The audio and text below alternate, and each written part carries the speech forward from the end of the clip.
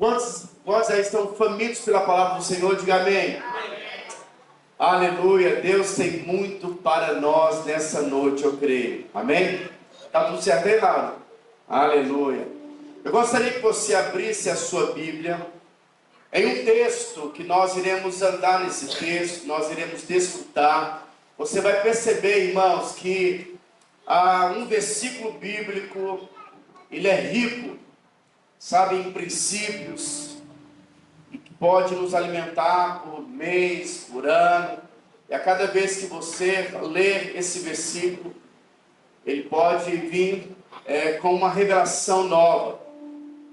Eu quero então desafiar você a aprender esse verso que nós vamos mencionar hoje. Vai ser o nosso texto base, 2 Coríntios capítulo 5, verso 21. É um dos versículos hoje que eu tenho me apropriado para viver dias em paz com Deus. Amém? Amém. 2 Coríntios capítulo 5, verso 21. Se você tiver com a sua Bíblia, você pode sublinhar, coloca no papel, começa a confessar esse versículo, ora esse versículo, porque ele vai ser libertador para você. Diz assim, ó, 2 Coríntios capítulo 5, verso 21.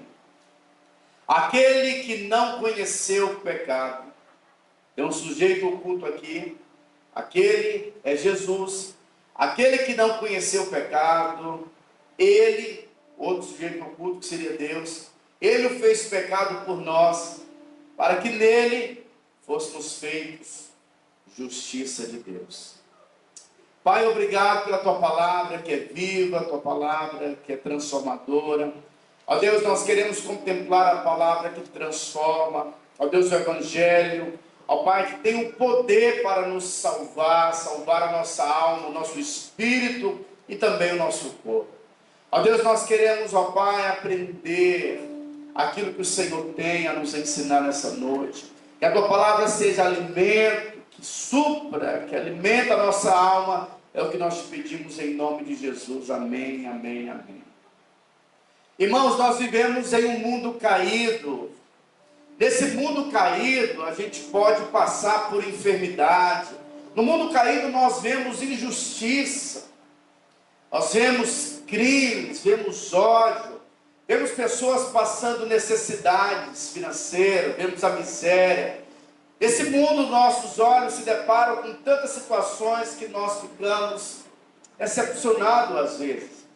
Mas a Bíblia diz que aquele que não conheceu o pecado, a saber, Cristo, Deus o fez pecado, para que por meio de Cristo nós nos tornássemos justiça de Deus. A miséria, sabe, a condenação, a acusação, tudo isso é fruto do pecado. Tudo isso, na verdade, é consequência do pecado. A Bíblia diz que depois que Adão, ele caiu em pecado, sabe, toda a linhagem de Adão se tornou uma linhagem pecaminosa. E por isso nós estamos sujeitos, sabe, a todo tipo de maldição.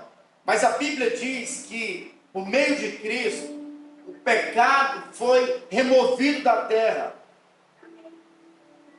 E por isso que está escrito, queridos irmãos, em João capítulo 3, verso 16, é um texto base que diz, porque Deus amou o mundo de tal maneira que deu seu único Filho para que todo aquele que nele creia não pereça, mas tenha a vida eterna. Esse verso, 2 Coríntios capítulo 5, 21, ele é muito libertador, porque ele fala, irmãos, que por meio de Cristo Jesus, nós podemos ter a nossa vida completamente transformada. A Bíblia diz que aquele que não conheceu o pecado, Deus o fez pecado por nós, para que por meio dele fôssemos feitos justiça de Deus. Tem um outro verso da Bíblia, que nós vamos ler juntos, que é Gálatas capítulo 3, verso 13. Gálatas capítulo 3, verso 13. É outro verso que nós temos que aprender, que diz assim, ó: Cristo nos resgatou da maldição da lei, fazendo-se Ele próprio maldito em nosso lugar. Porque está escrito: maldito todo aquele que for pendurado em um madeiro. Amém ou não? A Bíblia diz então: Cristo nos resgatou da maldição da lei, fazendo-se Ele próprio maldito em nosso lugar, porque está escrito: maldito todo aquele que for pendurado em um madeiro.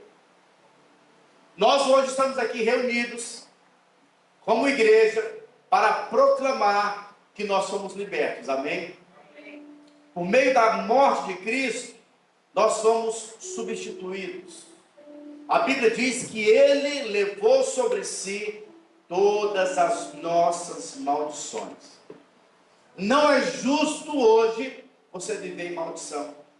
Não é justo hoje, a enfermidade não tem legalidade no nosso corpo. A miséria não tem legalidade na nossa vida. As heranças familiares, malditas, não têm autoridade sobre as nossas vidas. A Bíblia diz que quando nós aceitamos uma vida, de derrota, uma vida, com heranças familiares negativas, nós estamos desvalorizando a obra da cruz. E é por isso que por meio de Cristo nós somos mais do que vencedores. Por meio daquele que nos amou, daquele que nos salvou. Meu irmão, o Evangelho é a mensagem da libertação. O apóstolo Paulo, ele escrevendo a Timóteo, ele diz assim, 2 Timóteo capítulo 2, verso 15. Apresenta-te diante de Deus como um obreiro aprovado, que não tenha do que se envergonhar e que maneja bem a palavra da verdade. O manejar no original significa cortar bem a palavra da verdade. Nós temos que aprender a cortar a palavra, porque existe o Velho e o Novo Testamento. Se você não aprender a cortar a palavra de uma maneira apropriada, você vai incorrer em muitos erros. Tem muitos cristãos hoje que acreditam, que Deus manda enfermidades para disciplinar os seus filhos.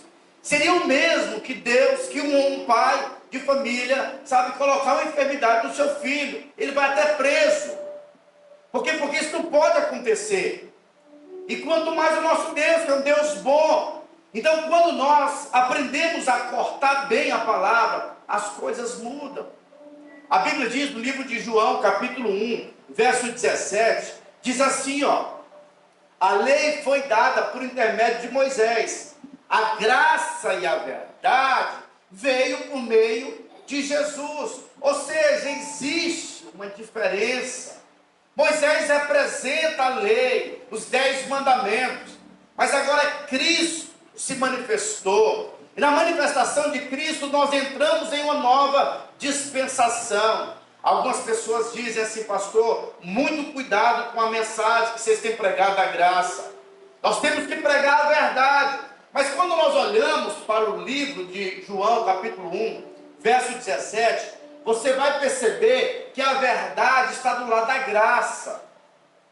Conhecer a graça, conhecer o Evangelho, é que nos liberta. Lá no livro de João, capítulo 8, verso 32, o próprio Jesus disse, e conhecereis a verdade, e a verdade vos libertará. Se nós não conhecermos a verdade do Evangelho, o que aconteceu lá na cruz, você vai ser alguém escravo. Você sempre vai querer fazer coisas para agradar a Deus. E na verdade, a única coisa que agrada a Deus é a nossa fé no sacrifício de Jesus lá na cruz. Quando nós lemos o livro de Hebreus, capítulo 11, lá nós vamos nos deparar com a galeria da fé. E é poderoso, porque você vê lá, Abraão pela fé, Gideão pela fé, Raabe pela fé. E a gente fica assim, poxa, o que fez com que essas pessoas fossem colocadas na galeria da fé? Aí você olha para a conduta delas. Davi, ele foi um cara que matou Urias. Raabe era uma prostituta. E aí você começa a olhar, Gideão era um cara medroso. E o que os fez? O que colocou esses homens na galeria da fé? Na galeria dos homens, dos heróis? E o que os levaram para a galeria dos heróis foi a fé. Pela fé. Pela fé.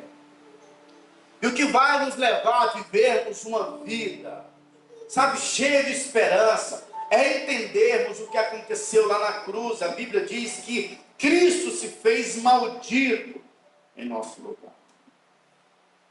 O Velho Testamento mostra a lei. Diz a palavra que a lei, irmãos, a lei era perfeita. Não tem problema nenhum com a lei, com os 10 mandamentos. Diz a palavra que a lei é perfeita. Mas a lei foi dada para homens que não têm capacidade, sabe? Não têm condições de responder os 10 mandamentos. E aí o homem sempre vai ficar em falta. E Deus então nos conhece, Deus conhece a mim, conhece a você. O apóstolo Paulo chega a dizer no livro de Romanos, capítulo 3, verso 19, Paulo diz o seguinte, que a lei foi dada para que toda boca se cale. Não foi dada para o homem obedecer. Todo homem que decide servir a Deus, fundamentado em regras, ele vai ter duas opções. Ele vai ser um hipócrita, que vai dizer, olha, eu sou alguém que obedece os mandamentos, mas ele sabe que não obedece, é um mentiroso. Ou ele vai ser uma pessoa completamente frustrada, porque ninguém tem capacidade. Paulo diz, ora, sabemos que tudo o que a lei diz, aos que vivem na lei, o diz para que se cale toda a boca, e todo mundo seja culpável perante Deus. Então nós não podemos de forma alguma querer receber alguma coisa de Deus, fundamentada na lei, nos 10 mandamentos, na nossa performance. Mas a Bíblia diz que nós temos que aprender a valorizar o que Deus valoriza. E o que Deus valoriza é o sacrifício muito alto de Cristo lá na cruz. A Bíblia diz que Ele recebeu sobre si a nossa condenação. Eu conversei com uma irmã essa semana, e essa irmã passou por uma situação tão desafiadora.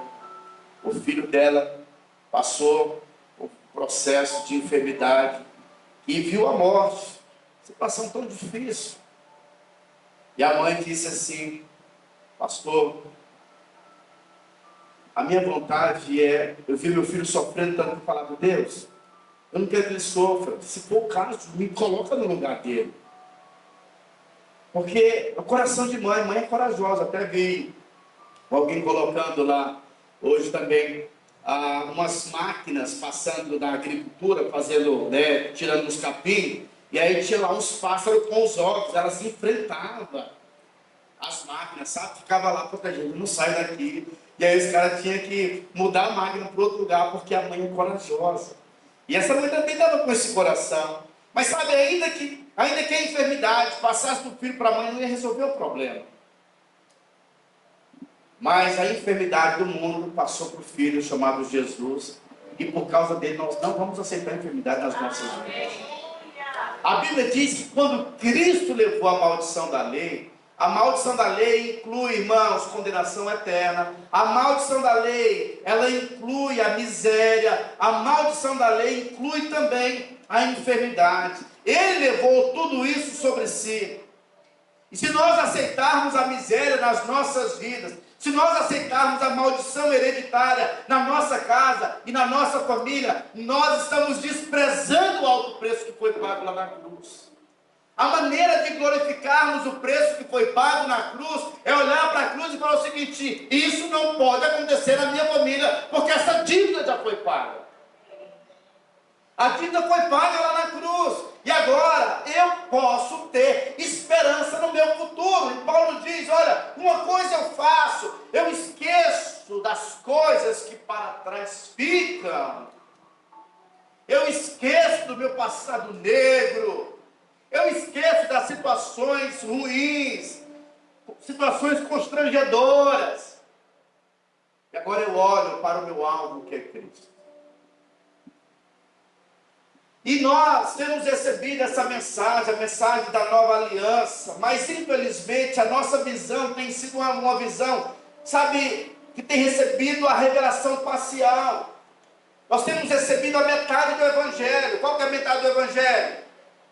A parte da substituição. Cristo nos substituiu. Ele carregou as nossas maldições. Mas existe a segunda parte do Evangelho. A segunda parte do Evangelho é que o mesmo sacrifício da cruz, que leva as nossas maldições, também nos dá a herança. Agora, nós podemos manifestar o reino dos céus. Agora, nós temos o poder de andarmos no sobrenatural. A vida cristã é uma vida vivida no sobrenatural. Deus vai dar a você o que Jesus merece. Por quê? Porque nós estamos em Cristo. Precisamos nos levantar todos os dias de manhã e dizer: se os céus estavam abertos para Jesus, o céu também vai estar aberto para mim. Se os sinais se manifestavam na vida de Cristo, os sinais também se manifestam na minha vida. E se alguém está em Cristo, nova criatura é. A verdade que transforma, que liberta, é a mensagem do Evangelho.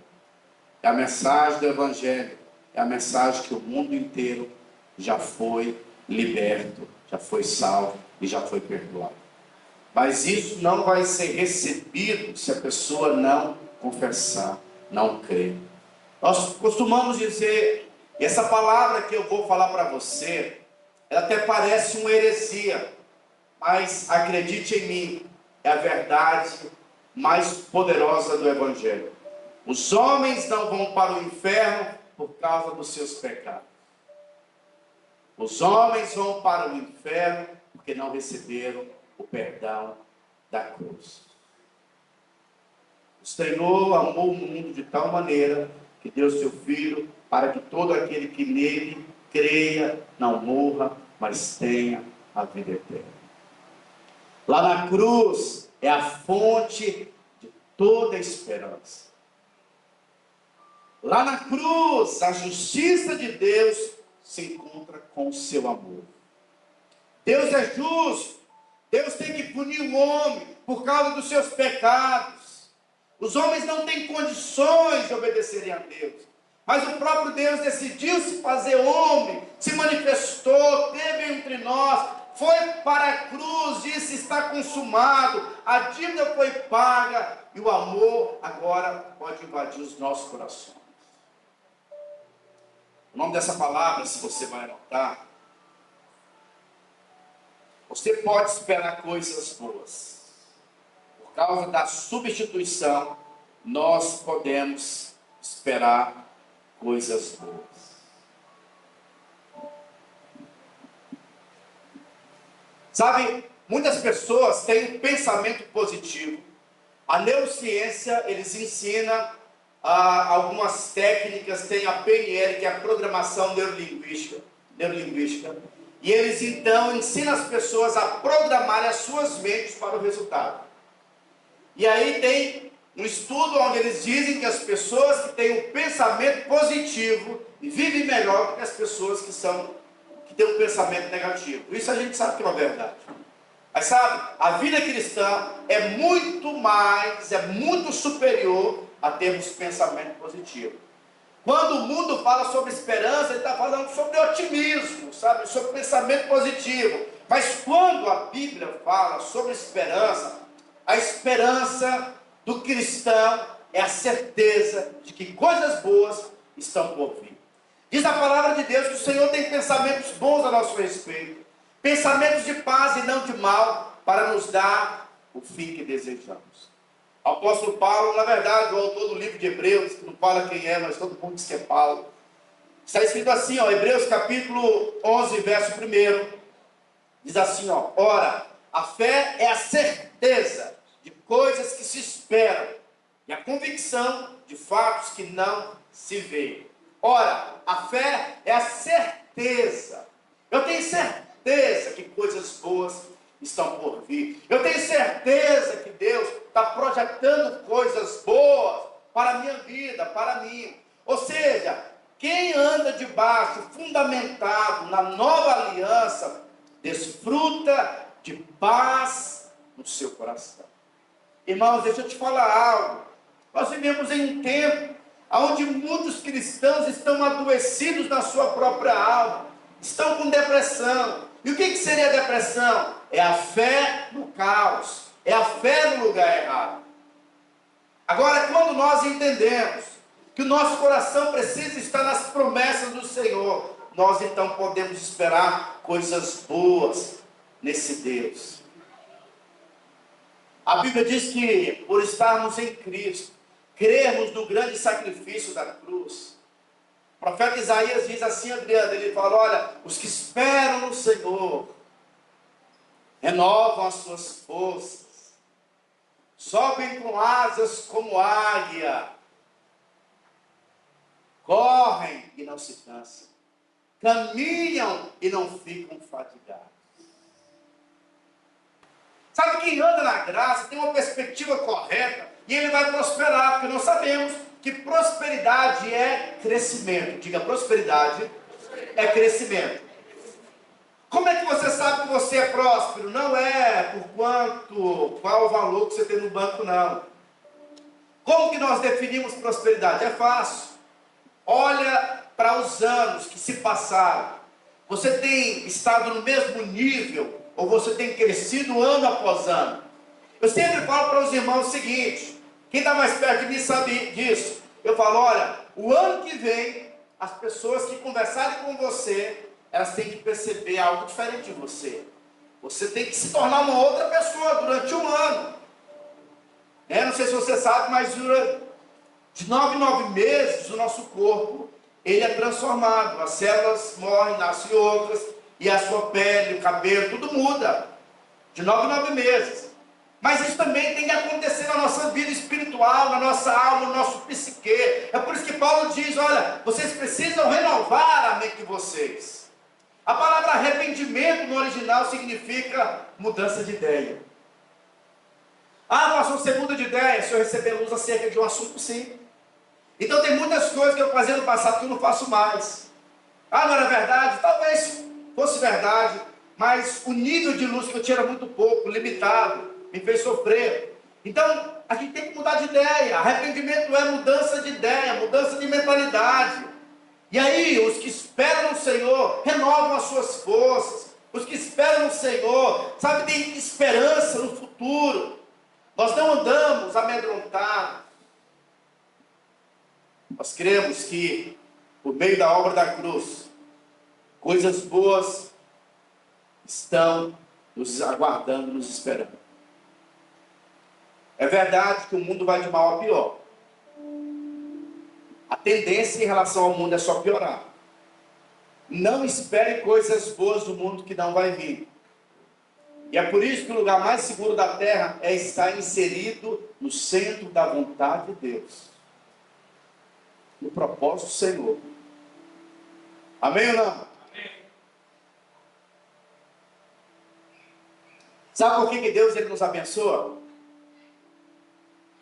Deus ele não vai te abençoar. Ele já te abençoou. Ele nos abençoou por causa da sua aliança. No Velho Testamento Deus havia feito uma aliança com o homem. A parte de Deus era a parte dos mandamentos. Eram perfeitos. Mas a parte do homem não era perfeita. O homem não tinha condições. Deus teve que refazer uma aliança com o homem. Agora a aliança que Deus faz, Ele não faz aliança entre Ele e o homem. Ele faz uma aliança entre Ele e Ele mesmo. A Bíblia diz que Deus se fez homem, sabe, se vestiu de um corpo humano, obedeceu todas as exigências de Deus. Ele foi lá na cruz, estabeleceu uma aliança. Agora Ele pode nos abençoar, porque a sua aliança é imutável. Deus fez uma aliança consigo mesmo, e por causa da sua aliança, nós podemos desfrutar da sua bênção. E Deus não vai mudar de humor mais não, viu? Deus não está mais irado com seus filhos. Nós recebemos agora o Espírito que nos leva a sermos conduzidos pelo Senhor. Livro de Romanos, capítulo 1, verso 16, Paulo diz: eu não me envergonho do Evangelho, porque o Evangelho é o poder de Deus para a salvação. Só o Evangelho salva o homem. Só levando os homens a olharem o perdão que foi liberado na cruz, é que alguém pode ser salvo. Alguém só pode ser transformado quando ela entende que ela foi perdoada. Deus perdoou o mundo, sabe, antes mesmo do mundo ser digno de receber. A Bíblia então diz que Deus fez uma aliança consigo próprio. E agora nós temos acesso ao perdão do Senhor. Amém ou não? Amém.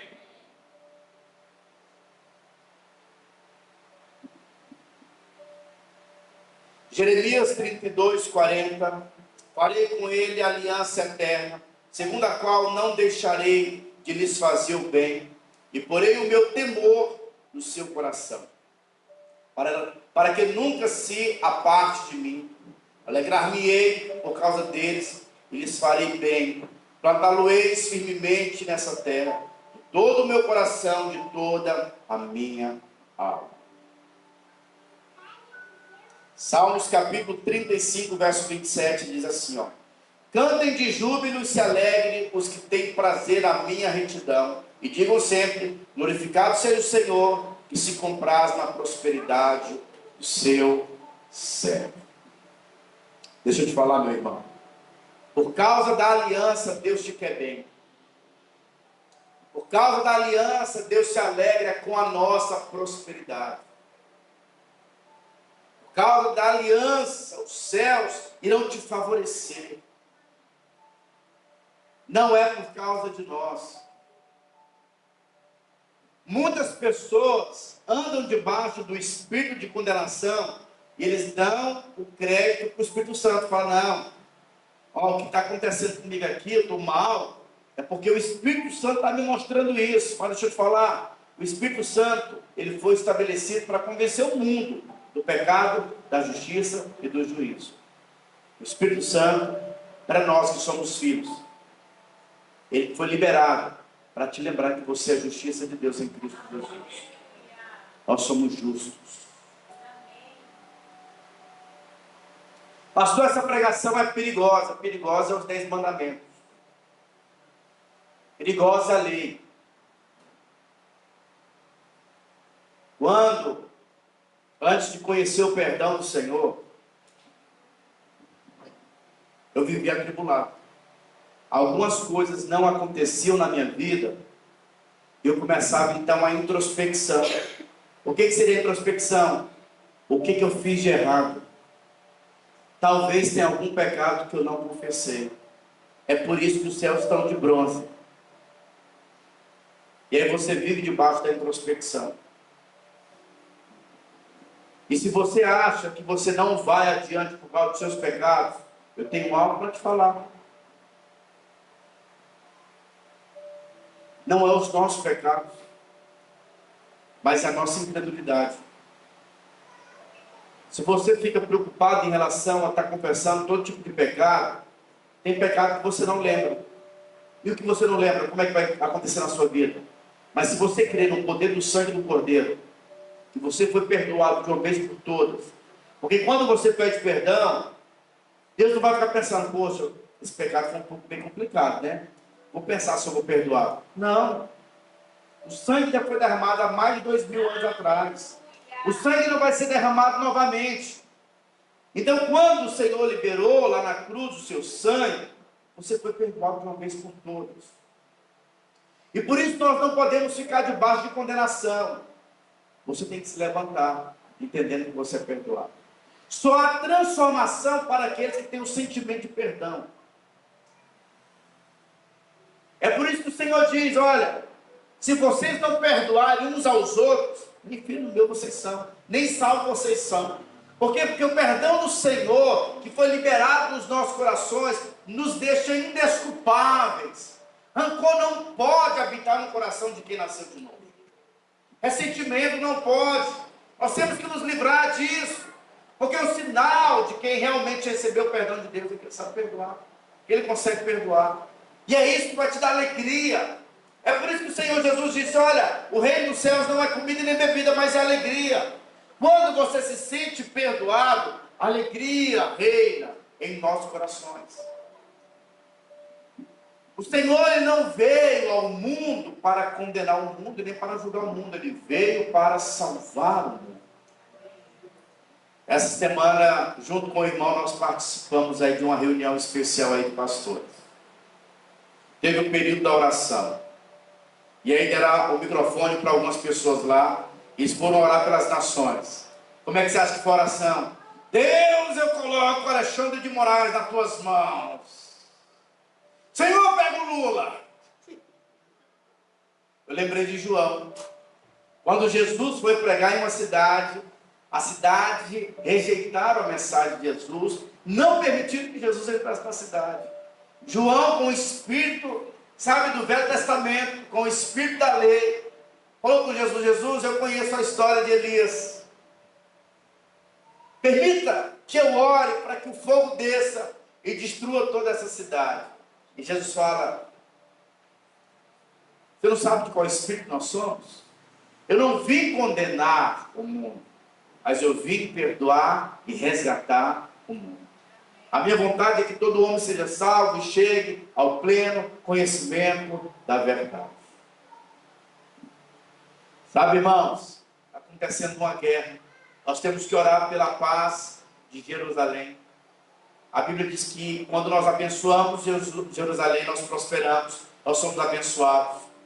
Esse povo, por meio deles, tem que ter um espírito de gratidão a nós, porque através deles o Evangelho chegou até a minha vida e até a sua vida.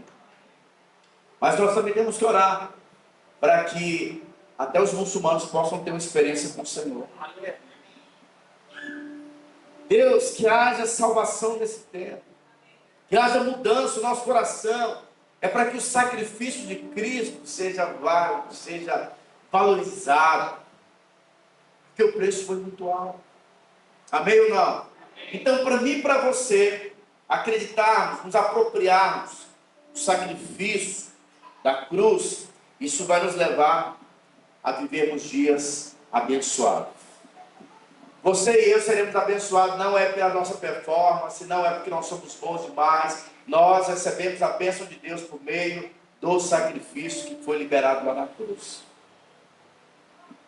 Deixa eu te fazer uma pergunta.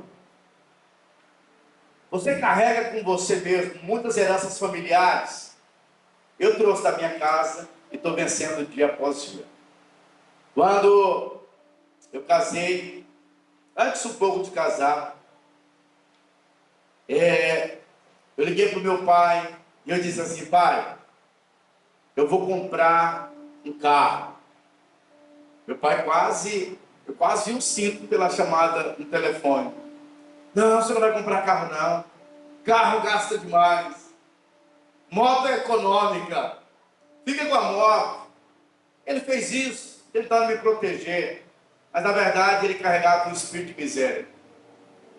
A mãe dele ganhou de presente uma máquina de sanduíche, sabe aquela, como que chama? Uma fritadeira. Nunca ligou, porque disse que gasta muita energia. É um espírito de miséria. As heranças familiares não podem fazer parte mais das nossas vidas, porque Cristo levou a maldição da lei. Agora nós precisamos nos apropriar da nossa nova herança, da nossa nova identidade. Nós somos herdeiros de Deus. Amém ou não? Amém. E deixa eu te falar algo, meu irmão. Quando nós estamos fundamentados no Evangelho, na nova aliança, na mensagem da libertação, na mensagem que nos libertou, isso não quer dizer que nós não iremos passar por adversidades, por dias difíceis. Mas entenda que os dias, as adversidades, elas irão nos fortalecer.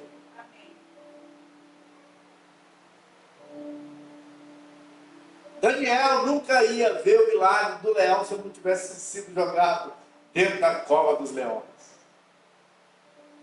Sadraque, Mesaque e Abidnego nunca iriam provar do livramento da fornalha se não tivesse sido jogado lá dentro da fornalha. Eles viram o tamanho que Deus deu. Eles reconheceram também que eles eram fogo, e fogo com fogo fica mais fogo. A promoção de Davi foi um grande problema chamado Golias. Ele viu o sobrenatural acontecer. Quando nós cremos no sacrifício da cruz, você fica em paz no dia mau. O mundo está aguardando a manifestação dos filhos de Deus, porque o problema fortalece os filhos de Deus. O apóstolo Paulo escreveu assim, justificados, pois, mediante a fé, temos paz por meio de nosso Senhor Jesus Cristo, por intermédio de quem obtivemos igualmente acesso pela fé a essa graça, da qual estamos firmes, e gloriamo-nos na esperança da glória de Deus. E não somente isso, mas também nos gloriamos nas tribulações, nas próprias tribulações, sabendo que a tribulação produz perseverança, e a perseverança, experiência, e a experiência, esperança. Deixa eu te falar, meu irmão, quando a gente olha para o sacrifício da cruz, e você percebe que o preço que Deus pagou por nós foi muito alto, quando você passa por adversidade, olhando para a cruz, aquilo vai te fortalecer no dia da provação. Agora, se você não olha para a cruz, você vai se endurecer, porque a justiça própria vai começar a reinar no seu coração. Você vai questionar: por que isso está acontecendo comigo? Deus, isso é muito injusto. Você vai achar culpados, você vai culpar os homens, vai culpar a liderança, vai culpar o governo. Mas quando nós olhamos para a obra da cruz, você vai falar: tudo isso vai cooperar para o meu bem. Ainda que essas portas tenham sido fechadas, eu creio que o Senhor irá abrir portas diante de mim.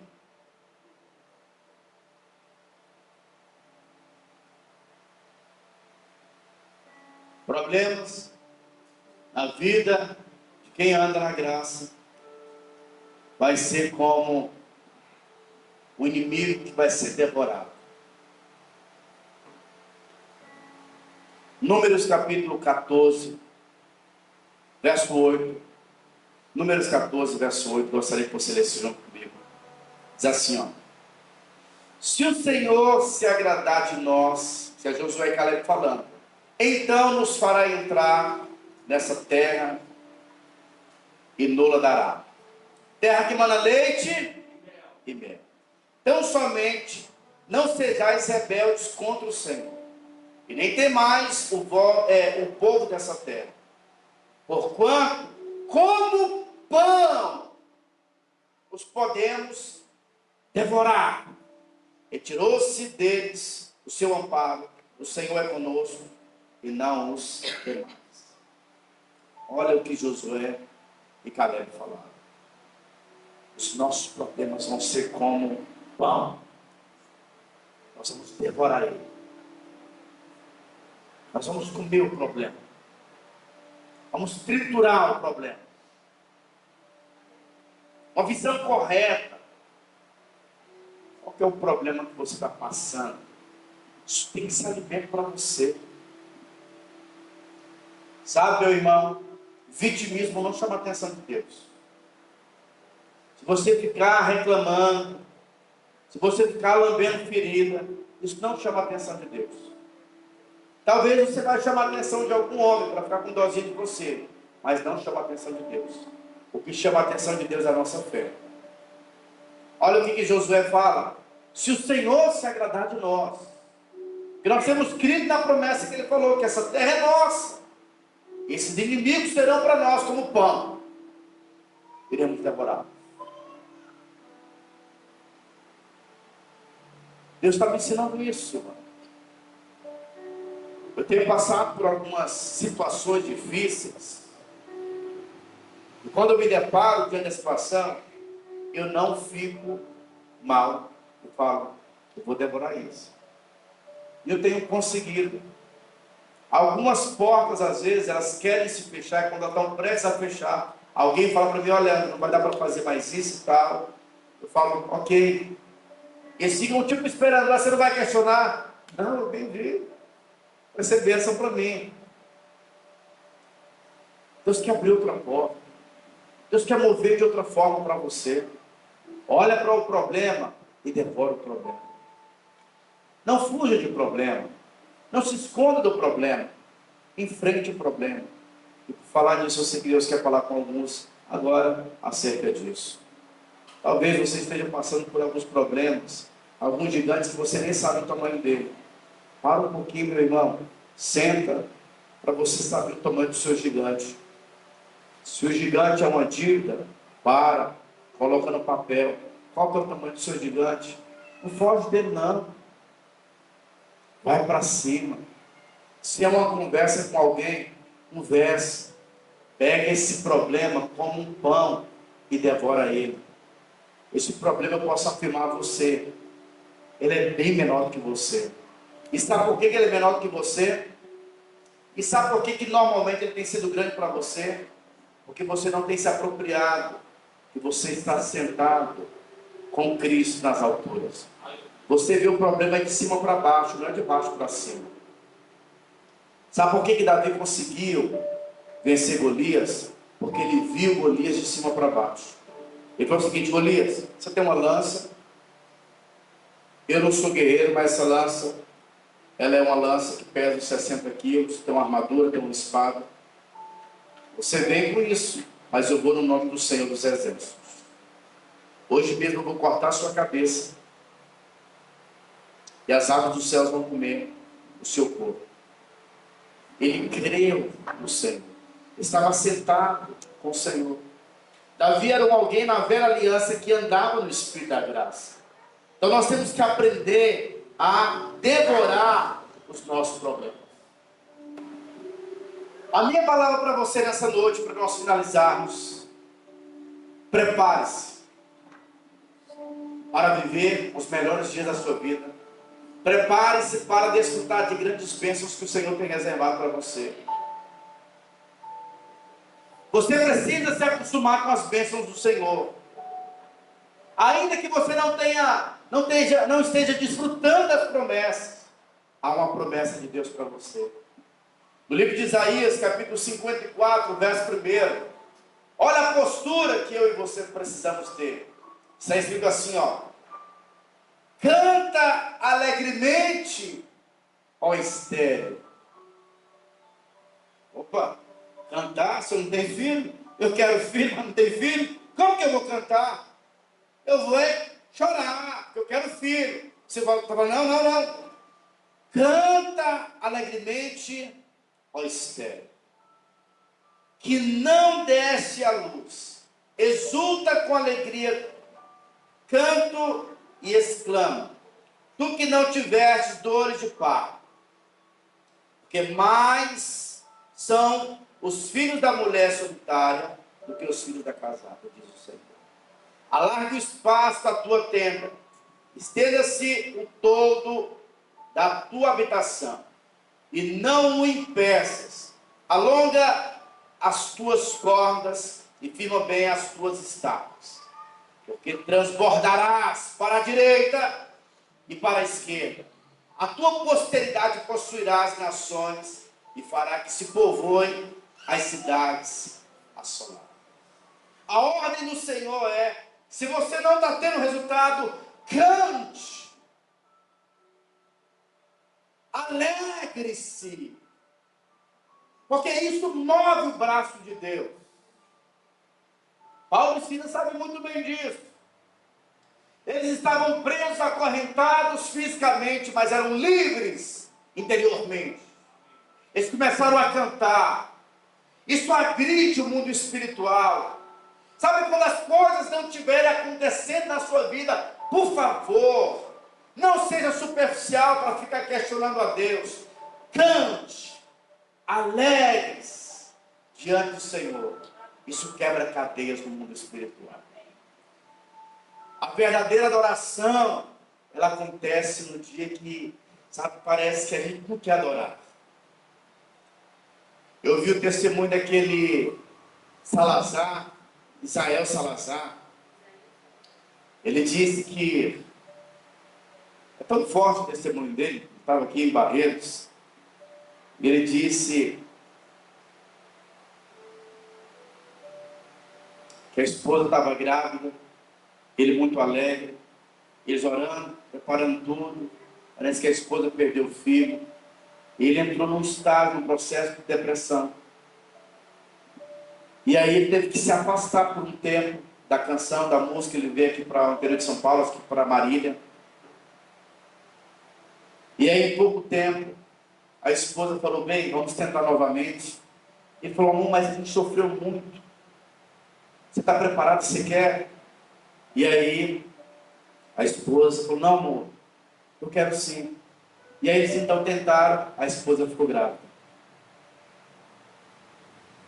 E aí naquele processo, ele viajando para muitos lugares, ele fala que quando ele volta para casa, ele foi fazer um exame, e aí o médico chama ele, fala: olha, eu preciso conversar com você, como é que você está? Eu estou bem, o esposo está grávido, está quase ganhando.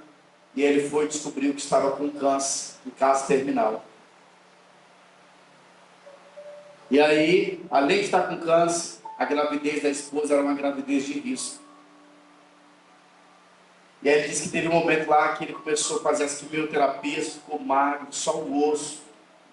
E teve um momento lá que ele ia tirar o devocional dele, e na hora ele começou, ficou indignado: Senhor, não tem nada para falar. Na verdade, estou indignado sem entender o que está acontecendo. E ele disse que naquela situação Deus deu a ele uma canção. E essa canção que virou uma febre aí, falando sobre o poder de Jesus. E ele então começou a cantar aquela canção. E por meio daquela canção, ele começou a receber a cura e a restauração. A verdadeira adoração, ela acontece quando você está desmotivado. Você não tem motivo. Mas a Bíblia diz o seguinte: ó estéril. E quando fala de esterilidade, a gente pode falar em todas as áreas. Na área financeira, no matrimônio, com os filhos, em todas as áreas. O que você tem que fazer? Cante. Alegre-se. Porque o normal é ficar batido. O normal é ficar opresso. O normal é ficar desanimado. Mas a orientação bíblica é: cante. Porque um preço foi pago. E quando vocês começarem a cantar, cadeias serão quebradas.